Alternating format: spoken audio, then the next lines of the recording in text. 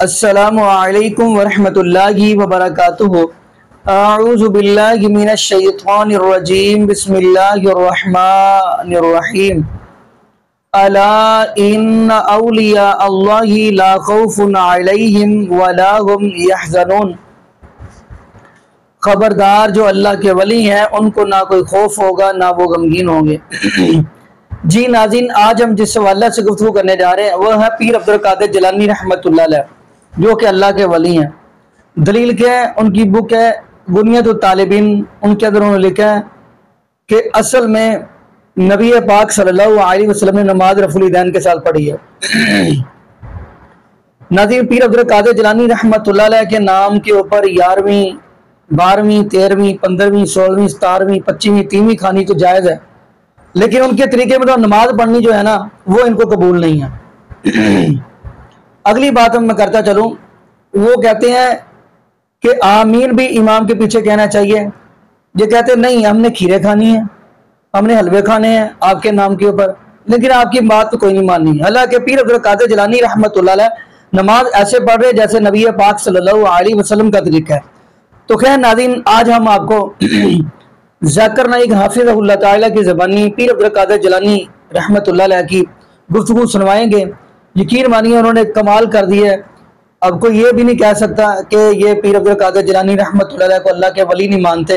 میں چاہتا ہوں آپ کو ذاکر نائک حافظ اللہ تعالیٰ کی زبانی وہ گفتگو سناؤں، پھر انشاءاللہ ناظرین اسی والا سے ہم بھی گفتگو کریں گے۔ تو آئیے ناظرین مل کے گفتگو سنتے ہیں۔ علامہ اقبال کی والدہ کے بارے میں ہم جب کتابیں پڑھتے علامہ اقبال کی زندگی کے بارے میں تو پتہ چلتا ہے کہ علامہ اقبال کے والد ایک ایسا پیشہ کرتے تھے جو ربا سے جڑا تھا، جو سود سے جڑا تھا، اور علامہ اقبال کی والدہ اسے بالکل پسند نہیں کرتی تھی۔ تو جب علامہ اقبال پیدا ہوئے، علامہ اقبال کی والدہ نے اپنے چھاتی کا دودھ، اپنا دودھ اپنے بیٹے کو نہیں پلایا۔ وہ چاہتی تھی کہ میرے بیٹے کے جسم میں ایک بوند بھی حرام کمائی نہیں جائے۔ تو علامہ اقبال کی والدہ نے کیا کیا؟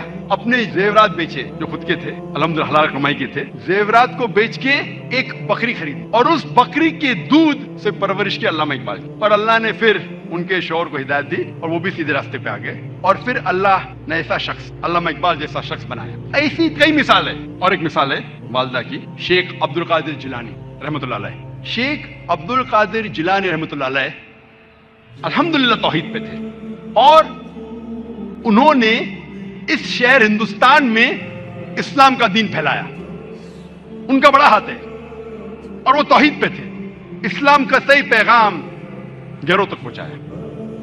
اور ان کی والدہ نے شیخ عبدالقادر جیلانی رحمۃ اللہ علیہ کو سکھایا تھا کہ بیٹا تو ہمیشہ سچ بولنا، کبھی جھوٹ مت بولنا، چاہے تیرا نقصان ہو چاہے تیری جان جائے۔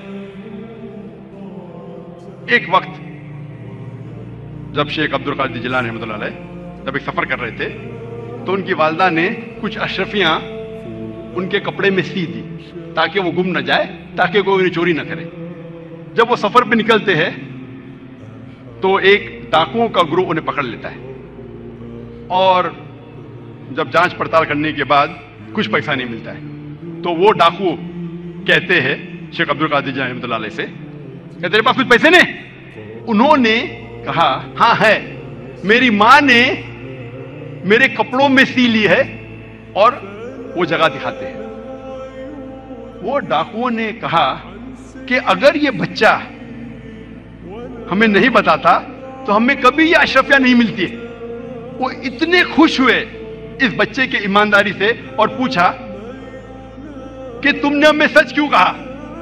تو اس نے کہا کہ میری ماں نے مجھے سکھایا ہے کہ کبھی جھوٹ نہیں بولنا، چاہے میری جان جائے۔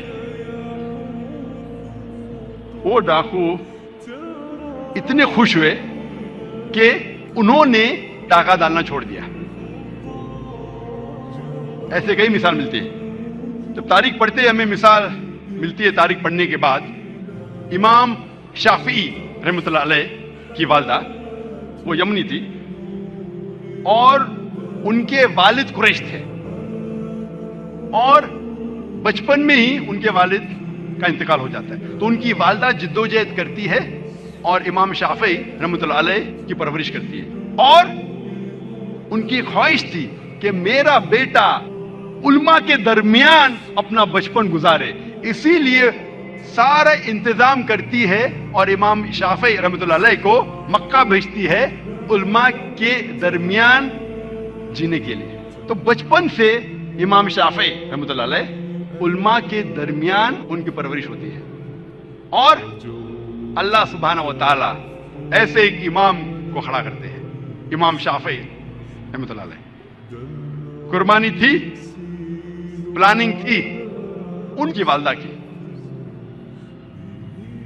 مستقبل سوچا ان کے والدہ نے۔ میں اور ایک مثال دوں گا، امام بخاری کی رحمۃ اللہ علیہ۔ امام بخاری کی والدہ کا بڑا ہاتھ ہے امام بخاری کی پرورش کرنے کے لیے رحمۃ اللہ علیہ۔ امام بخاری رحمۃ اللہ علیہ کی یادداشت بہت بہترین تھی، بہت پختہ تھی، لیکن افسوس کی بات ہے کہ بچپن میں ہی وہ اپنی آنکھ کی روشنی کھو دیتے ہیں۔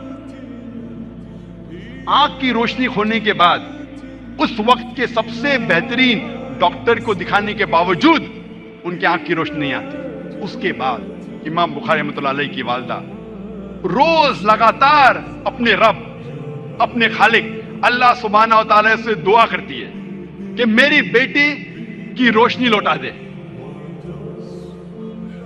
اس کے بعد کئی عرصوں بعد اللہ سبحانہ و تعالی ان کی والدہ کی دعا سنتے، اور ان کی والدہ کے خواب میں آتے ہیں حضرت ابراہیم علیہ السلام، اور حضرت ابراہیم علیہ السلام فرماتے کہ تیرے بیٹے کی روشنی لوٹا دی گئی، اور صبح کو امام بخاری رحمۃ اللہ علیہ وہ پھر سے دیکھ سکتے ہیں۔ تو یہ مثال ہے والدہ کی، کس طریقے سے انہوں نے اپنے بچوں کی پرورش کی۔ میں اور ایک مثال دوں گا، دو لوگ تھے جو آپس میں بہت محبت کرتے تھے، فاروق اور صالحہ۔ اور فاروق اور صالحہ آپس میں محبت کرتے تھے، انہوں نے شادی کی۔ شادی کے 3 مہینے بعد جہاد کا اعلان ہوتا ہے، اور فاروق جاتے جہاد پر۔ جہاد کے جانے سے پہلے وہ اپنی اہلیہ، اپنی بیوی صالحہ کو 30,000 دینار دیتے ہیں۔ 30,000 دینار ایک یوکے کے آدمی نے کیلکولیٹ کیا اور کہا کہ وہ ہوتے 2 ملین پاؤنڈ۔ 2 ملین پاؤنڈ کو میں تبدیل کروں گا روپیے میں، ہو جاتا ہے 15 کروڑ روپیے۔ وہ دیتے ہیں 30,000 دینار، 2 ملین پاؤنڈ، 15 کروڑ روپیے اپنی اہلیہ کو، اور کہتے ہیں کہ اسے محفوظ رکھو، اسے خرچ مت کرو، میں جہاد کے لیے جا رہا ہوں۔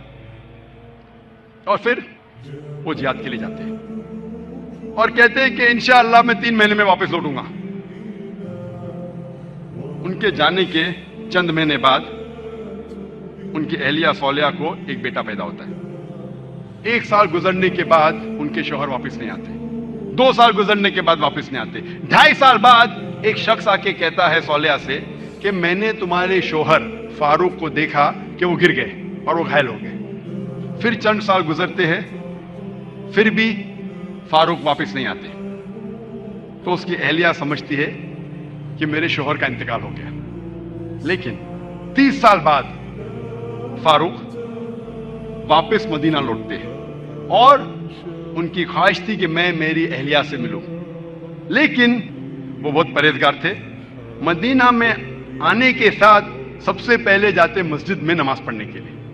نماز پڑھنے کے بعد وہ دیکھتے ہیں کہ کئی علماء آپس میں علم کے بارے میں گفتگو کر رہے ہیں، اور ان میں سے ایک نوجوان، تقریباً 30 سال کا نوجوان جس کا نام تھا شیخ عبد الرحمن، وہ سب سے بہترین عالم تھا، وہ اس سے کافی متاثر ہوتے۔ پھر وہ جاتے ہیں اپنے گھر کی طرف۔ جب گھر میں داخل ہوتے ہیں تو اپنی بیوی صالحہ سے ملتے ہیں، وہ دونوں خوشی کے مارے رو پڑتے ہیں۔ اس کے بعد فاروق پوچھتا ہے کہ میرے 30,000 دینار تو محفوظ ہے نا، آپ نے اسے خرچ نہیں کیے؟ تو اس کی اہلیہ پوچھتی ہے آپ گھر آنے کے پہلے مسجد گئے تھے؟ ہاں بالکل صحیح، میں مسجد گیا تھا۔ وہاں آپ نے علماء کو دیکھا؟ ہاں میں دیکھا۔ کیسے؟ بہت اچھے खुशी की बात है कि इस शहर में ऐसे उलमा हैं। तो उसकी अहलिया उससे पूछती है सबसे बेहतरीन आलिम आपको कौन लगे? तो फारूक कहते सबसे बेहतरीन आलिम थे शेख अब्दुल रहमान। तो उसकी अहलिया पूछती है कि अगर अल्लाह आपको शेख अब्दुल रहमान जैसा इल्म दे तो आप कितना खर्चा कर सकते इस इल्म के लिए? तो फारूक कहता है ये सारे 30,000 दिनार मैं खर्च कर सकता हूं ऐसा इल्म हासिल करने के लिए। फिर उसकी बीवी पूछती है कि अगर आपका बेटा हो उसे ऐसा आलिम बनाने के लिए आप कितना खर्च करेंगे? तो फारूक कहते मैं 30,000 दिनार से ज्यादा खर्चा कर सकता हूं, 15 करोड़ रुपए से ज्यादा खर्चा कर सकता हूं अपने बेटे को शेख अब्दुल रहमान बनाने के लिए। तो उसकी अहलिया कहती है आपके जाने के बाद मुझे एक बेटा पैदा हुआ और ये शेख अब्दुल रहमान आपका बेटा है और आपके 30,000 दिनार मैंने खर्च किए इसको आलिम बनाने के लिए। आप सोच सकते उस वक्त बेटे को आलिम बनाने के लिए वालदा खर्चा करती है 30,000 दिनार, 2 मिलियन पाउंड्स, 15 करोड़ रुपए। आज कौन सा मुसलमान अपने बेटे को आलिम बनाने के लिए 15 करोड़ रुपया खर्चा करने को तैयार है? हाँ, डॉक्टर बनाने के लिए नो प्रॉब्लम, डोनेशन देंगे, रिश्वत देंगे, 10 लाख, 15 लाख, 20 लाख, 50 लाख, 1 करोड़। डॉक्टर अमेरिका भेजने के लिए मेरा बेटा अमेरिका में पढ़ रहा है, 2 करोड़ खर्चा करेंगे, 3 करोड़ खर्चा करेंगे। क्यों? बेटा अमेरिका में पढ़ रहा है। स्टेटस। मैं ये जानना चाहता हूं कि कितने मुसलमान अपने बेटे को आलिम बनाने के लिए 15 करोड़ खर्चा करेंगे? गिनती के आपको मिलेंगे उंगलियों पे। है अल्हम्दुलिल्लाह आज भी हमारे मुआशरे में ऐसे मुसलमान हैं, लेकिन बहुत कम, उंगलियों पे गिन सकते हैं, बहुत कम, लेकिन है अल्हम्दुलिल्लाह। जी नाज़रीन, आपने ये वीडियो मुनाज़ा फरमाई। नाज़रीन, पीर अब्दुल कादिर जिलानी रहमतुल्लाह अलैह अल्लाह के वली हैं, लेकिन नाज़रीन ये भी बात कहता चलो, कुरान ने भी इस बात की गवाही दी है कि अल्लाह के वली कौन है। अल्लाहु वलियुल्लज़ीना आमनू, पहले नंबर पे वली वो है जो ईमान वाला है। अगली बात क्या कही? युखरिजुहुम मिनज़्ज़ुलुमाति इलन्नूर, वली वो है जो अंधेरों से निकाल कर रोशनी की तरफ लेकर आते हैं। अगली बात क्या कही?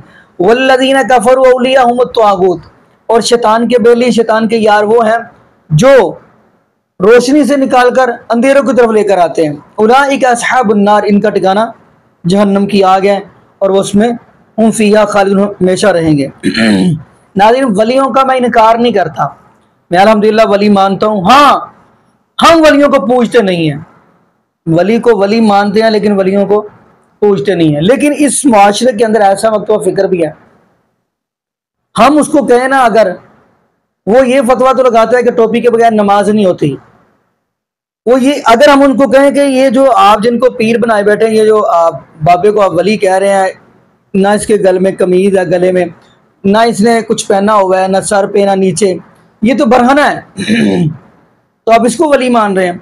वो आगे कहते हैं नहीं, इसके अंदर कोई राज है इसलिए हम इसको वली मानते हैं, ये राज है, ये बरहना है, ये नंगा है, ये राज है। नाज़रीन, जबकि राज से वो सारा कुछ, सब कुछ राज तो सामने रख के बैठा हुआ है, अभी भी वो राज है, सब कुछ वो सामने रखा हुआ है उसने राज खोल के। अस्तगफिरुल्लाह माअज़ल्लाह।